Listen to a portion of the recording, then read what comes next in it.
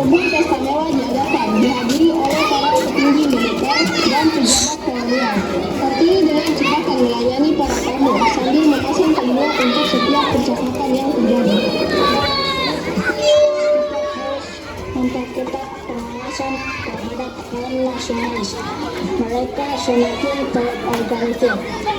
Saya setuju bahwa kita harus memberi pelajaran keras kepada mereka yang berani melawan kita. Kartini menuangkan anggur dengan tangan gemetar dengan senyum yang dipaksakan.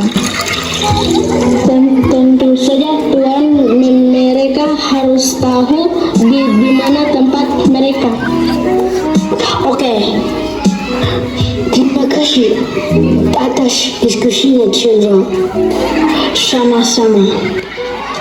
Setelah pesta usai, Kartini menyelinap ke ruang kerja Jenderal Van der Linde dan menyalin dokumen-dokumen penting yang berisi informasi tentang rencana penyerangan terhadap basis gerilya di Jawa Tengah.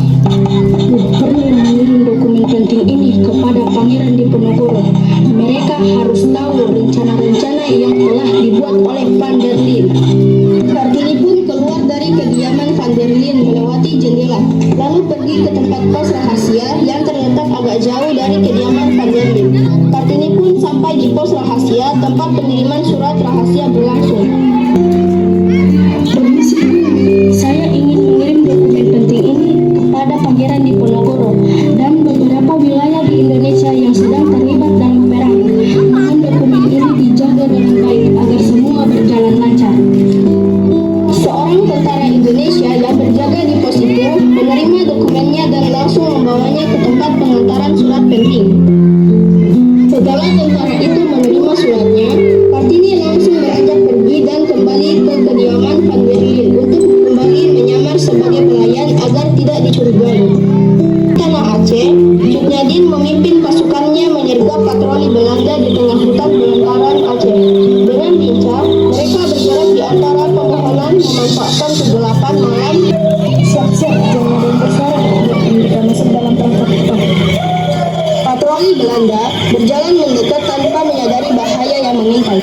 Cut Nyadin dengan teriakan menggelegar memimpin pasukannya menyergap patroli Belanda. Menyerbu dengan cara mengancam.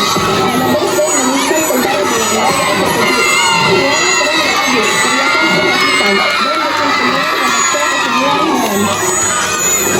Setelah pertempuran singkat, pasukan Belanda berhasil dipukul mundur dengan kerugian besar. Cut Nyadin dan pasukannya kembali ke markas dengan membawa rampasan senjata dan amunisi.